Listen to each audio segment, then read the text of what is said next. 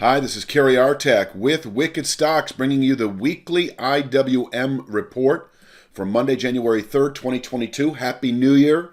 The weekly IWM is the Russell 2000 ETF.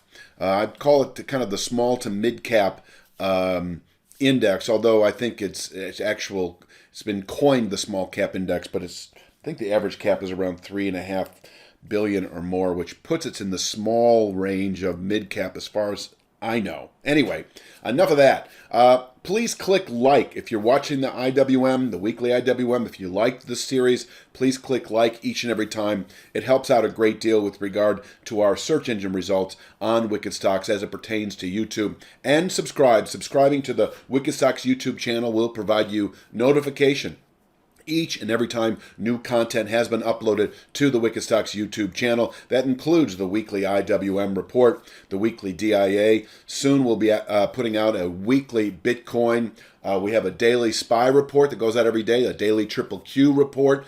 We also offer a free stock pick a week. So subscribing will apprise you notification when that material, content, has been uploaded to the Wicked Stocks YouTube channel. And the sooner you see it, the more relevant it is, of course. So let's jump into the IWM charts. These are all weekly charts. I just want to once again underscore the fact that this is broad brushstroke. This is not a real detailed analysis. This is where I begin. If I'm doing like a daily SPY or a daily Triple Q, I begin with these types of charts, sort of the big picture. So that's what this is, big picture analysis. All the levels are valid. All the buy and sell signals are valid. And right now, if you're looking at this chart, 215.95 is a channel bottom that spans almost a year in existence. And we broke it over the last month, 5 weeks or so. We've never closed below it. And a couple of weeks ago, we spiked below it in a pretty decisive way, and then we settled positive on the week. So we put out a new pullback low that was the lowest this market had been in some 4 or 5 months, and then we closed above the previous week's high. That in itself is constructive, at least a stabilizer for what had been kind of a 1.5 month sell-off. And so here we are, still above 215.95. It is still a floor of support that can contain selling through Q1. And from here, this market can, over the next, I'd say as soon as 3 to 5 weeks, it could take several months, reach the mid 240s, that 244.61 channel top, which can contain monthly buying pressures, possibly quarter buying pressures. We are still in a long-term bull market with regard to the Russell 2000. And so that resistance I keep a little lighter at 244.61 than the floor of support at 215.95. Anyway, on the way up, and I mentioned this in last week's video, there is a short-term descending channel top this week at 221.61. It was at 222.80 something, as I recall, last week. I do know that we did not close above it last week. We're right there. And so 221.61 is still a valid level. And I think you can also sort of pivot off the high of the low at 222.80. So you could call it the low 220s.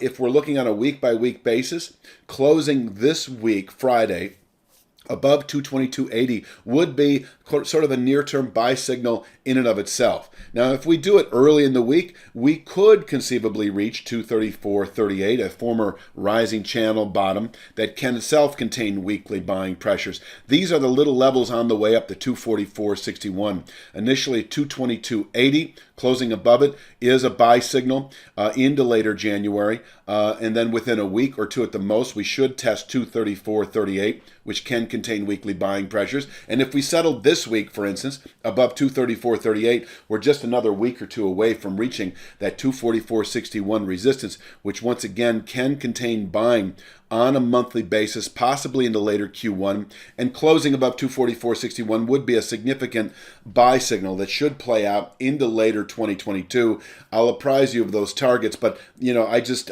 think it's kind of irrelevant right now. We are so far away from that. So holding above, once again, 215.95 will keep the 244.61 formation in reach over the next month or two. Now, downside, if we do close this week Friday below 215.95, and I think for technical clarity, as I like to call it, it should be by a 1% margin. So subtracting 2.15 or 2.16 from 215.95. That is the point that if settled at or below on Friday, we actually have a valid sell signal. I'm going to say into later January, possibly into February trade. I think it would take probably in the order of 3 to 5 weeks to reach 192.04, which is a long-term, I'm going to say ultra long-term support level we settled above about a year ago, then eliciting a long-term show of strength for the broader, IWM.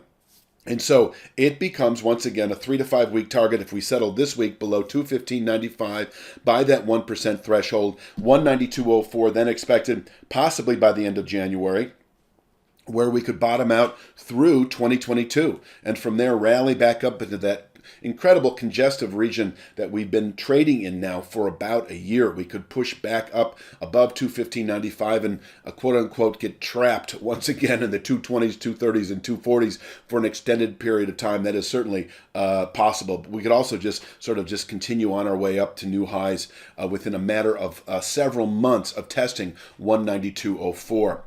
I think I'm just going to leave it at that. I've said enough. I've sort of outlined everything. Please click like if you're watching this. Each and every time is highly appreciated. And subscribing to the Wicked Stocks YouTube channel will provide you notification when all of our frequent content has been uploaded to the channel. You won't regret it. Have a great week trading the Russell 2000. I'll be back in a week for the next edition of the weekly Russell 2000 or the weekly IWM report. You have a great week.